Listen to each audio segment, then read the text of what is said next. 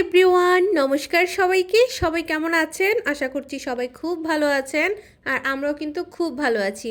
তো আমার গত ব্লগে আমি শেয়ার করেছি যে আমরা কক্সবাজার গিয়ে কোন হোটেলে উঠেছি, দেন হচ্ছে আমার রুম ট্যুরও দিয়ে ফেলেছিলাম। বাট কক্সবাজার পৌঁছেই মানে হোটেলে পৌঁছে হচ্ছে আমাদের চেক ইন টাইম যেহেতু দুপুর 2টায় ছিল, তো এর মধ্যেই হচ্ছে আমরা কি করেছি সেই সমস্ত কিছুই থাকছে আমার আজকের ব্লগে। আশা করছি আপনাদের আমার আজকের ব্লগটি ভালো লাগবে। তো অনেকেই আমাকে মাঝে মধ্যেই জিজ্ঞেস করেন যে আমাদের তিনজনের ভিডিওগুলো কে করে দেয় বা আমাদের পেছনে কি সবসময় ক্যামেরাম্যান থাকে। তো এই হচ্ছে আমাদের তিনজনের একসাথে পিকচার ভিডিওস নেওয়ার সেই পর্দা। তো আমি আজকে ফাঁস করে দিলাম, আমরা সবসময় হচ্ছে স্ট্যান্ড দিয়ে ভিডিও বানাই যখন তিনজনে একসাথে পিকচার তোলার থাকে বা ভিডিওস করার থাকে। তো এই হলো যে ব্যাপার। যেহেতু আমরা সকালের মধ্যে হোটেলে পৌঁছে গিয়েছিলাম আর আমাদের চেক ইনটা দুপুরেই ছিল, আগেই বলেছি, তো আমাদের রিসেপশন থেকে বলা হয়েছিল যে এতক্ষণ বসে বসে বোর না হয়ে আপনারা বরং বিচ থেকে ঘুরে আসুন।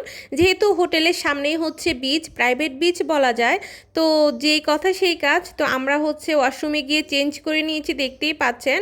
তো আমার এবারের ইচ্ছা ছিল যে আমি আর আমার হাজব্যান্ড হচ্ছে হোয়াইট কালার পরবো।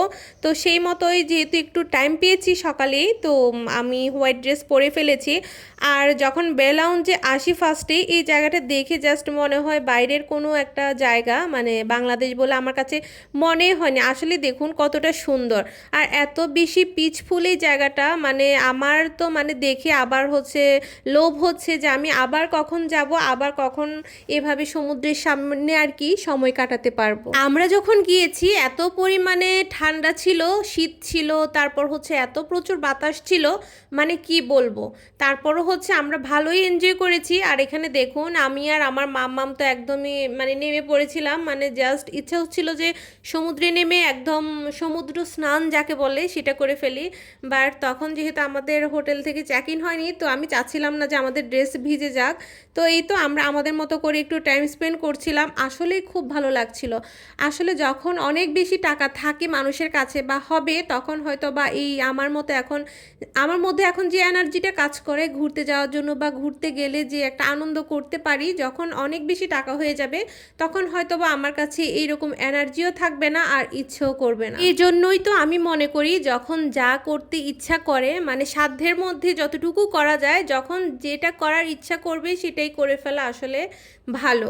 এই ছোট্ট জীবনে আমি চাই যে আমি আমার হাজব্যান্ড সন্তানকে নিয়ে যতটুকু আমাদের সাধ্য থাকবে বা সাধ্যের মধ্যে থাকবে একদম হাসি খুশিভাবে জীবনযাপন করতে। বিচে এসে তো অনেক বেশি আনন্দ করছিলাম। তো এর মধ্যেই হচ্ছে আমাদের রিসেপশন থেকে কল আসে যে আমাদের রুম হচ্ছে আমাদেরকে দিয়ে দেওয়া হবে সময়ের আগে। তো যাই হোক, তো শুনে তো আমি আরও বেশি হ্যাপি হয়ে যাই। তো আমি চাচ্ছিলাম যে একটু সুইমিং পুলে যাব। তো রুমে হচ্ছে এখন আমাদের লাগেজপত্র নিয়ে যাওয়া হচ্ছে। তো এখন হচ্ছে রুমে গিয়েই আমি একটুও টাইম নষ্ট না করে আমরা হচ্ছে আবারও হচ্ছে রেডি হয়ে নেই। তো আমি আর আমার হাজব্যান্ড হচ্ছে ম্যাচিং পরে নেই, কাপল টি শার্ট পরে নিয়েছিলাম। তো এখন হচ্ছে আমরা পুলে যাব। ভেবেছিলাম যে পুলে গিয়ে অনেক বেশি আর কি সুইমিং করব, এনজয় করব, বাট এত পরিমাণে ঠান্ডা ছিল পুলের পানি একটু পরেই শেয়ার করব।